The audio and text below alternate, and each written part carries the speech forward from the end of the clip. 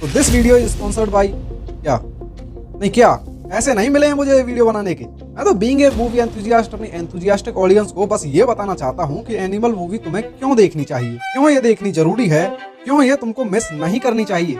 इन सब चीजों को अपन 3 रीजन्स में डिवाइड करेंगे, टाइम स्टैम्प्स देख लेना। बट बिफोर दैट ऑल, जो भी मूवी आए मैं उस पर वीडियो बनाने आ जाता हूँ, क्योंकि मैं गो से लड़ता नहीं, उन्हें खा जाता हूँ।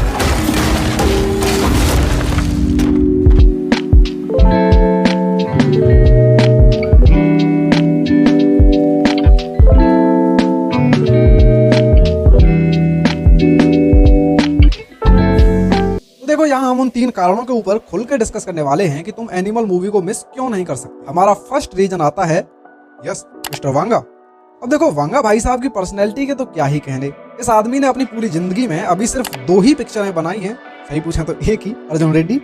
और भाई ये इंसान अपनी जुबान का बहुत पक्का है।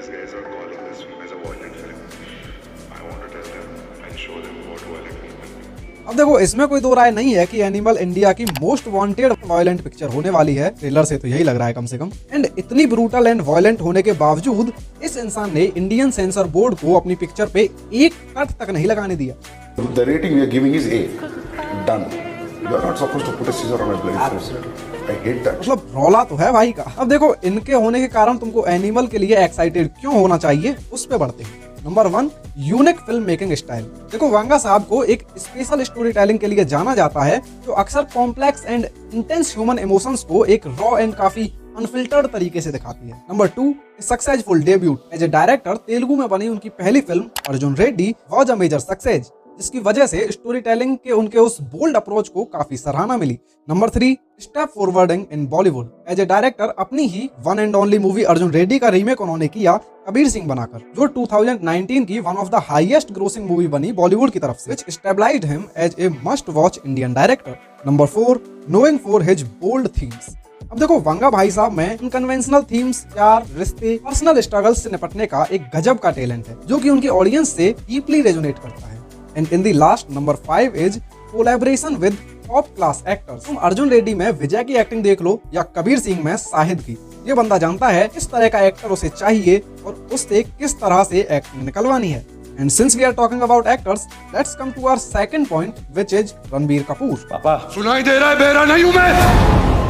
अब देखो बॉलीवुड में ना जाने कितने एक्टर्स आए हैं और ना जाने कितने आएंगे, बट एक टर्म होती है जनरेशनल गोट की। यहाँ एक जनरेशन के किसी फेवरेट एक्टर को ग्रेटेस्ट ऑफ ऑल टाइम माना जाता है उनके एरा के लिए। फॉर एग्जाम्पल अपने एरा के लिए दिलीप कुमार, राज कपूर, अमिताभ बच्चन, शाहरुख खान। एंड अभी SRK एंड आमिर का एरा चेंज तो नहीं हुआ है, but if it happens we all know Ranbir Kapoor will definitely be in the list. लेकिन अभी के लिए अपने पॉइंट्स की तरफ बढ़ते हैं। Number 1, versatility.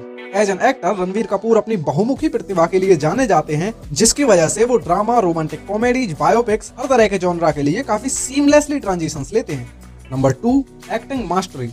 अब देखो तुम इस बात से तो डिनाई नहीं करोगे कि संजू देखते टाइम इंटरवल आने तक हम लोग ये भूल ही चुके थे कि ये बंदा संजय दत्त नहीं रणबीर कपूर है, क्योंकि कैरेक्टर में इतनी गहराई तक डूब जाने की वजह से पर्सनली मेरे लिए तो जब तक लास्ट के उस गाने में बाबा की खुद की एंट्री नहीं हुई थी, तब तक मेरा वो सपना टूटा ही नहीं था कि someone is playing the character, is not the Baba himself. Number 3, box office success. देखो देखा जाए तो रणबीर कपूर की मूवीज को लोग उनके कलेक्शन की वजह से नहीं जानते, रणबीर की फ्लॉलेस एक्टिंग की वजह से जानते हैं। बट ऐसा भी नहीं है कि उनकी मूवीज चलती नहीं है, इस बात में भी कोई दो राय नहीं है कि उनकी मूवीज काफी अच्छा परफॉर्म भी करती हैं।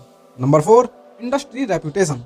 Now, without any excuses, Ranveer is one of the finest actor in Indian film industry, and especially उनके challenging roles लेने की हिम्मत और उनको seamlessly perform करने की उनकी commitment हमें काफी excited करती है उनके आने वाले projects के लिए। Which took me to the number 5 point, selecting genres with diversity. Romantic comedies, drama से लेकर बायोपिक तक रणवीर ने ऑलमोस्ट हर तरह के जॉनराज एक्सप्लोर किए हैं। एंड सिर्फ जॉनर्स ही नहीं, जॉनर्स इनसाइड द जॉनरा भी काफी अच्छे से एक्सप्लोर करते हैं। फॉर एग्जांपल एक बड़े बाप की बिगड़ी औलाद ये है और एक बड़े बाप की बिगड़ी औलाद ये है। So these were our 5 points.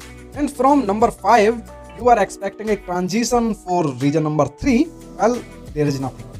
इसीलिए let's transit to our region number 3 without any connectivity. And the name of our region 3, because of you can't miss animal, is violence. Yep. Now here look, अगर तुम मेरे subscriber नहीं हो तो यहाँ तुमको एक कनेक्टिविटी एरर तो फील होगा, इसीलिए कहता हूँ सब्सक्राइब कर लो आरामियो। But back to our point, मैं बात कर रहा था कि अगर तुम मेरे सब्सक्राइबर हो तो तुमको पता होगा कि अपनी पिछली ही शॉर्ट में मैंने तुमसे पूछा था तुमको ऐसी वायलेंट एंड खून खराबे वाली मूवीज क्यों पसंद आती हैं?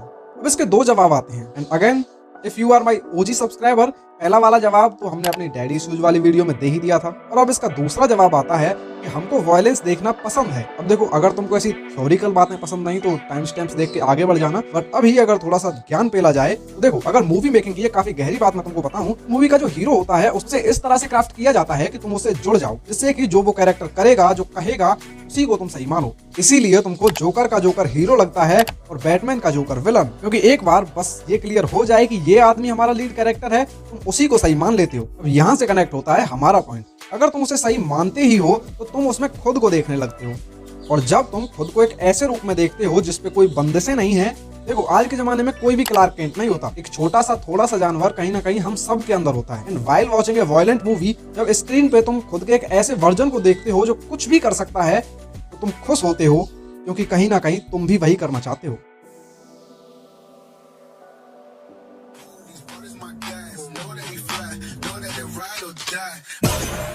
Why they wanna move like that?